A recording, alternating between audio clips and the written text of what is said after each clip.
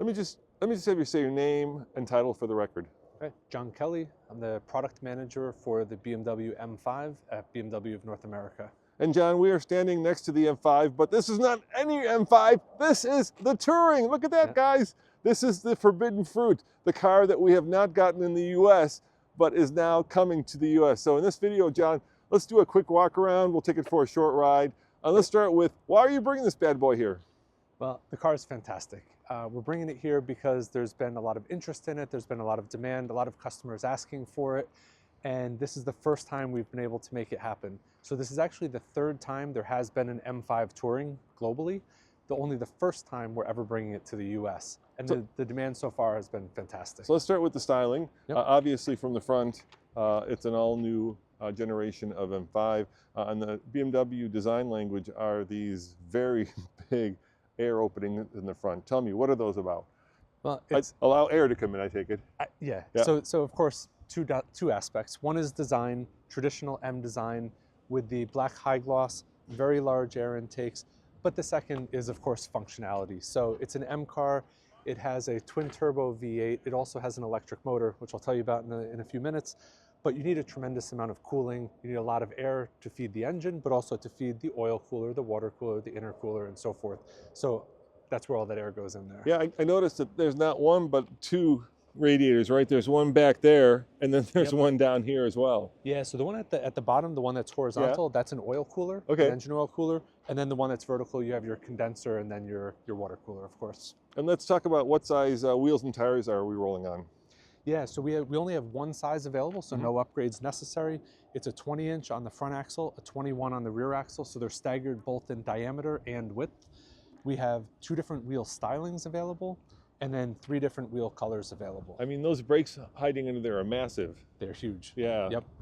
Can you get carbon ceramics or? You can. Yep. Standard is the compound rotor that we've had for many years, where you have the steel friction surface, vented of course, and cross-drilled, but then an aluminum hub, an aluminum center section to reduce unsprung mass and such.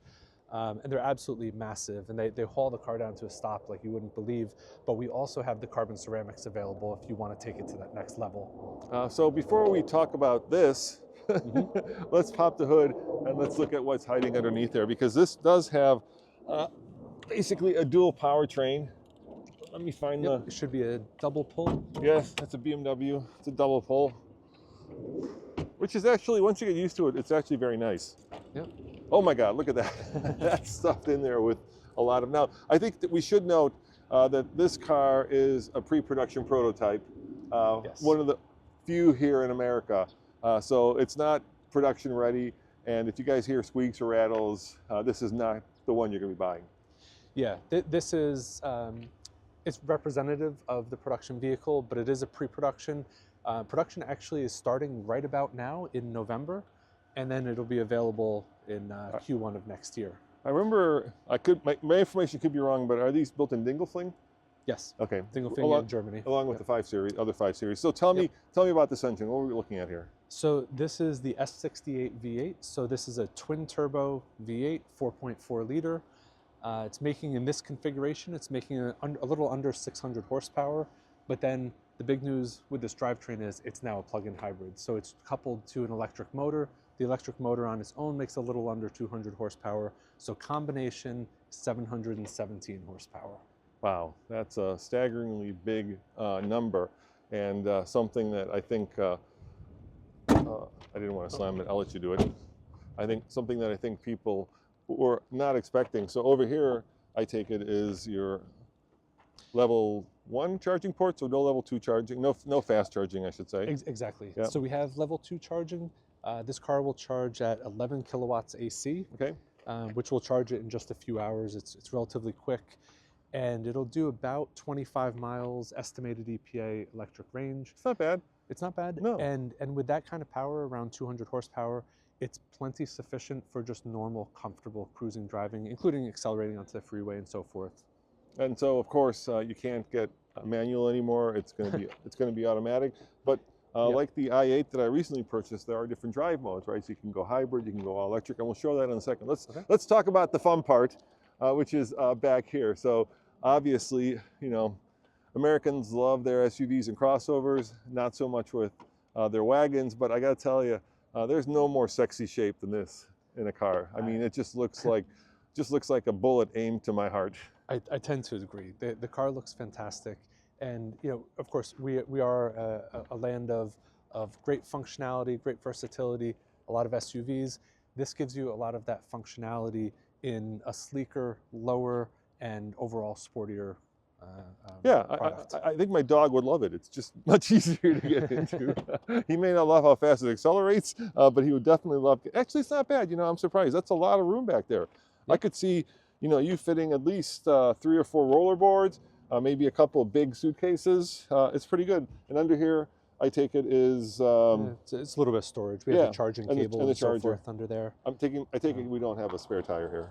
No, we don't have a spare.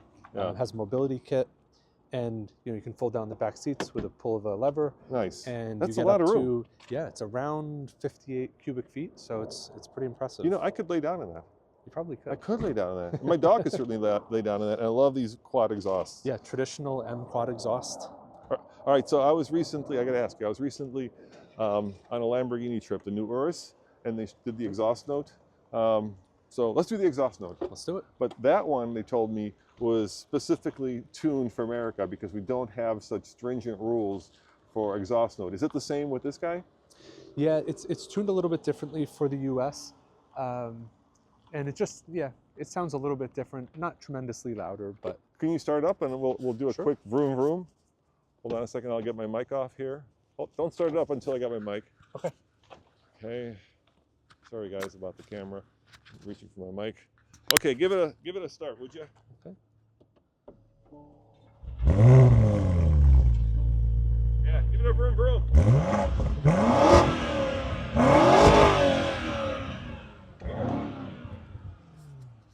It's subtle. It's very subtle. The Lamborghini was a lot louder. But then again, the Lamborghini was also a plug-in hybrid, and it seems that's the way we're going nowadays. Now let's jump inside. Let's kind of take a quick walk around the interior. I love this orange color with the black. I love the M5. And you know what else I like? Can you get like performance seats? The carbon fiber seats in this? No, that's Thank God. one seat only. Me and my fat American butt do not do well in carbon fiber and performance seats, like let's say Porsche has, or like some of the M3s have, right? Yep. Where there's this big sill back here that doesn't allow you to get in. It's great on the track, but if you're not on the track, it's not the best. All right, so over here we have the different modes. So we've got an M hybrid mode. What's the MM mode? So M mode, this is more for displays. Okay. So you can put it in road, track, or excuse me, road, sport, and track. This changes what the instrument cluster looks like, what the displays are, minimizes the information available to what you need for that mode. So for example, if you're in track mode, it minimizes the display to exactly what you need for the track and shuts off the center display. Now I love that you've got your 2 M buttons here, so you can personalize it. Programmable. And what does that change? What things do you change when you program those? So throttle response, I take it? Yeah, so exactly. So when you put it in the setup, that's how you set those modes. And you can change your drive logic. So this is how quick the shift speeds are and how aggressive those shift speeds are. The chassis, we have adaptive dampers here. So it's a pretty wide spread between comfort and Sport Plus. So basically how firm the car is. And in comfort, as you'll see when we drive the car, very easy to drive, very comfortable. But when you put it in Sport and Sport Plus, it really firms up and it really sets it up for more enthusiastic driving. Well, all M5s, of course, are all-wheel drive because you're putting down that much power. You just roast the rear tires. Do we have the M sound off? Is that inside or outside? It's actually inside. Inside. Okay, so that when you turn that on, it's on. So it's basically amplifying or creating the sound from the engine. Yeah. So remember those days when there was like a tube that went from the engine and actually funneled the real sound? Yes, I remember we had that on a Z4 a long time ago. Yeah, that was cool. And you mentioned all-wheel drive, which of course they're all MX drive. We have 3 different modes though, which is pretty cool. Regular 4-wheel drive, so it's a variable torque split, front to rear, left to right. But you can put in 4-wheel drive sport, so this sends more of the torque to the rear axle. So if you're doing more enthusiastic driving or driving on a track, can you do a burnout? Well, you can put it in 2-wheel drive. Oh, you can't put it in 2-wheel drive. Put it Sweet. in 2-wheel drive mode, only on the rear axle, all 717 horsepower to the rear axle, and yeah, it's pretty exciting. We'll leave that for Chris Harris, right? Just to do that beautiful car porn when he takes it around the corner and just does a burnout. That's so beautiful. But that is a lot of configuration. And is there like a snow mode where if you're taking this up to your ski cottage that you can put it into? Well, we do have the different stability control modes. Okay, all right. So your MDM, this allows a little bit more slip. So when you say snow mode, it doesn't have a snow mode per se, but you do have the MDM, which allows you a little bit more slip, a little bit more rotation for when you have those low grip situations. Now I'm seeing paddle shifters here. Yep. How many speed? Is it a dual clutch? No, No, it's traditional. an 8-speed. It's an torque 8-speed converter. automatic. Nice. And you have the electric motor in there in the bell housing, but it's a traditional ZF 8-speed automatic. And this says boost. Yes. What does that do? So that when you there. pull boost when you're driving, Yeah. it's pretty exciting. It drops it to the lowest gear, and it preloads the drivetrain, so that when you put it into boost mode, you let go of the paddle, you go full throttle, and it gives you full boost from the engine, the transmission in the right gear, and the electric motor all at once. So it's almost like launch control while you're moving instead of from a stop. So we're looking at a 0 to 60 in what? It's quoted at 3.5 seconds. And then top speed, is it over 200? Are we Not reaching? quite, Are but we we're tickling close, 200? We're close. Yeah. So with the M drivers package, which is optional, it'll do 190 miles an hour. Wow, that's a lot for a station wagon. I know it's called a touring, but in America it's a station wagon. Now, I do want to make just a quick note for all of you leaving comments about the check engine light. Remember what I said, this is a pre-production unit, so don't get all stressed about that. And of course, this is all configurable. This is iDrive 9, right? The latest version? This is iDrive 8.5. Okay. Very similar to 9. Yeah. A little bit different on the back end, but yeah, the same as the sedan, of course. All right. And then here we have more of a traditional steering wheel. I know that BMW has now, like my wife has that iX, it's got this kind of large hump, but I love the fact that this is a traditional steering wheel, flat bottom. Very thick with the M colors stitching. It's very beautiful in here. And I do like this colorful surround. There are a lot of capacitive touch controls. So as you know better than I do, BMW is moving away from a lot of buttons, cleaning up the interior. And you can see a good demonstration of that. I think this is metal, right? The metal parts are metal? I believe so. Yeah. Or we're guessing at that. And then, of course, here you've got, this is, you can change your volume, and over here, adaptive cruise control. And does it have all the different driver aids that BMW offers? It does. Yeah. It has several, the lane keep assist, the active cruise control, and so forth. I wouldn't use any of that. I would just love driving. It's more fun to just drive it. Yeah, Drive yeah. it. It's a very driver-oriented car.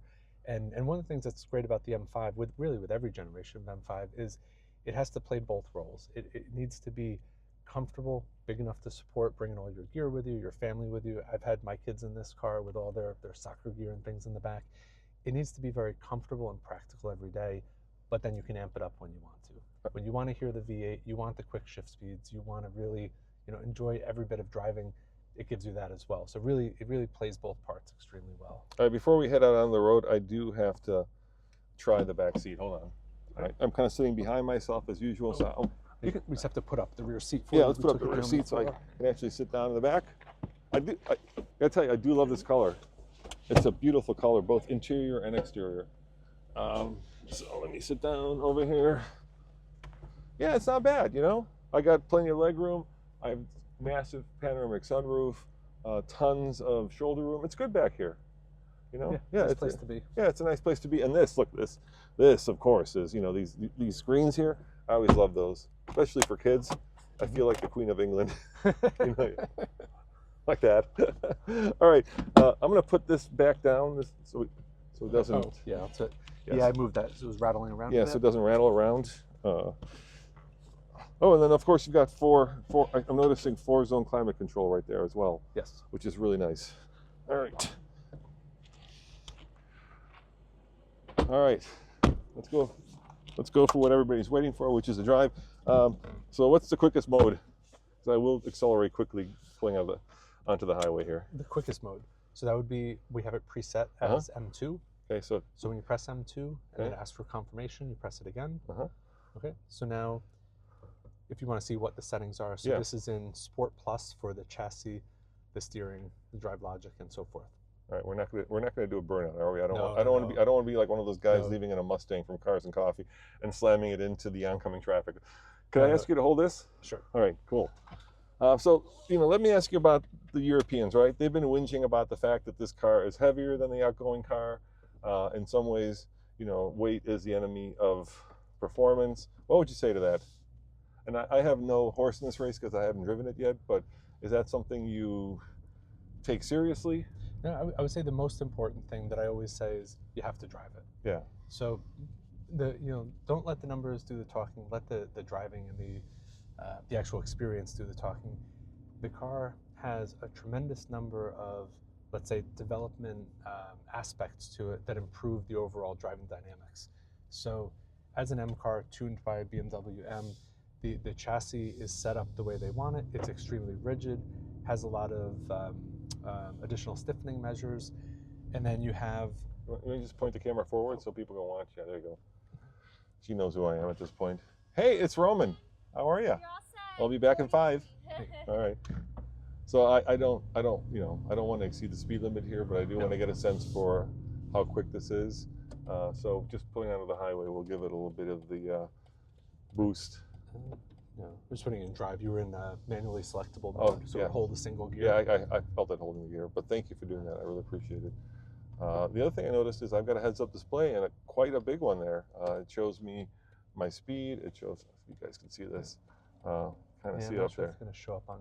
You can kind of see it a little bit. Yeah, you can. It's actually pretty big. So it shows you speed. It shows you the direction if you're using navigation, which is nice, and it puts it kind of out there in front of you, not just on the screen, but in the... All right, so here we go.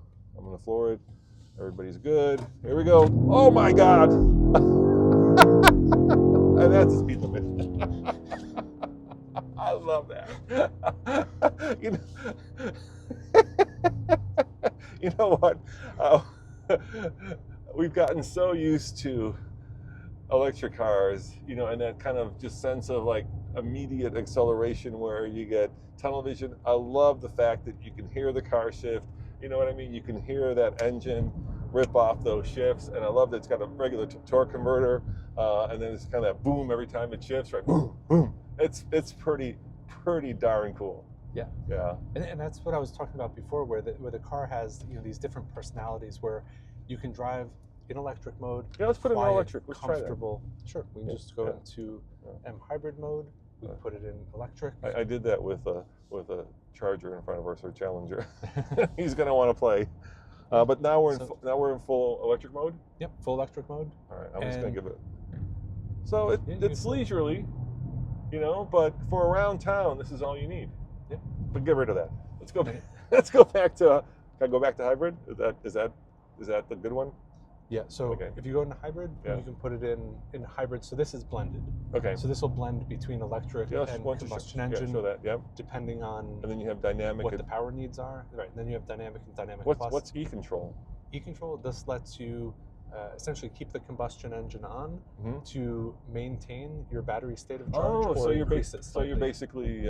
And can you do a thing where obviously you're only in gas mode? So if you want to, let's say if you're in a European city and you can only go in the city on all electric, so you can save the battery. I know the i8 lets you do that. Yeah, so this lets you do that. So that's what e-control for is so that you can manage it yourself and decide if you want to basically save your battery. All right, don't show the speed limit here. I'm kidding. No, you can show the So- speed limit. Here we go.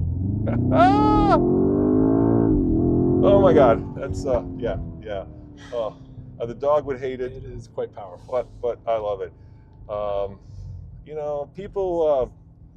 People have always lusted after the M5, especially since the M3, and this has always been, let's call it the gentleman GT, right? The businessman's GT, and over the years, the capability has just gotten crazier and crazier. And I know, like I said, that a lot of the European reviews, when they take it on the track, they say even though there's a lot of magic going on underneath with, all of the BMW technology that's rooted deep in this car, that it does show its weight. But I have to say, for somebody, and this may be sacrilege, guys, but this is me, for somebody who doesn't ever or would never take this car on the track, it seems like it's the best of both worlds. You know what I mean? So you can putt around town, take the family, to Chuck E. Cheese, you know, take your mom to church and not scare the neighbors. And then when you want to go a little, you know, crazy, switch these controls and you go into town.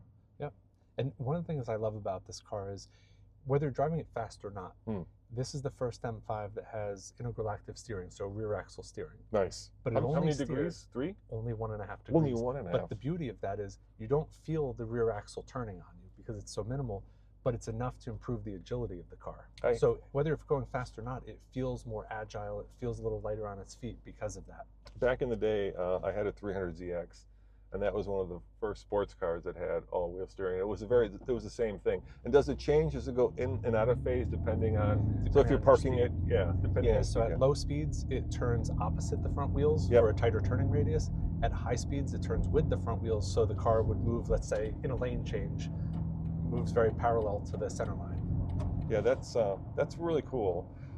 And you know, obviously, we're here outside of the plant Spartanburg. I'm saying it the German way, right? In America, we'd be Spartanburg plant. And this is in South Carolina, a lot of big roads to move parts and such and cars from the plant. So this is not, you know, any kind of carving that we're doing. But in the short, brief ride that I took, the car has that, it feels like it has that magic ability to get smaller the faster you drive it. You know, it's a big, heavy car, but yet that weight seems to disappear the more that, you know, the more spirited that you drive the car, which I always look at as a mark of a successful car. Do you think that this will become collectible? You know, all the M5s over the years, well, not all of them, the SMG runs, right, had some issues. There were some Vanos issues, but for the most part, you know, M5s become collectible. Do you think that because this is the first plug-in hybrid M5, the fact that it's a touring, that this is something that people are going to buy? In other words, I'm asking you, are these going to sell over sticker? The honest answer is I don't know. Yeah. There is a lot of demand for these cars. Yeah. The reception has been very, very positive, and there's definitely you know, quite an order bank for them. So the cars, I expect them to do quite well for quite some time. And as far as how they're going to sell, though, of course, we'll have to wait and see. Yeah, I kind of feel like this is the car that is the hot new thing. Well, maybe that's the hot new thing. At least the color is certainly the hot new thing. And then people are definitely going to want this. And you can tell that just because I got very lucky to actually be able to get in this car with you, because there'll be a line of journalists. Yeah, people came running out. Yeah, they'll come running out to go and drive this. 43. You're gonna go. What do you think? Do you like this? Yeah, I love it. Yeah. Is this a family hauler that you could take the kids to school with? I think so. Yeah. Yeah. Not too boyhood racer. No. Okay, No, no. and I like the color too. All right. So, It's good. in case you didn't hear, she said, I asked her obviously if it's too boyhood racer. She said no. She likes the color, but then again, she's a BMW employee, so let's take that with a grain of salt. John, I want to really thank you for letting me take this out. This has been kind of a bucket list moment for me. You know, I've always lusted after an M5. I actually own an E36 M3, but never had the funds to actually have one. And you know, $120, $120,000 is a lot of money, but you get a lot of car for that. Yeah, it's a fantastic car, and like I said, it's in production now, and it'll be available in Q1. Yeah, so if you guys are looking to get yourself into one, call your local BMW dealer and get in line. All right, and remember, head on over to alltfl.com because there's a lot more cars that I'm reviewing here, and we'll see you next time. Ciao. Oh yeah, look at that.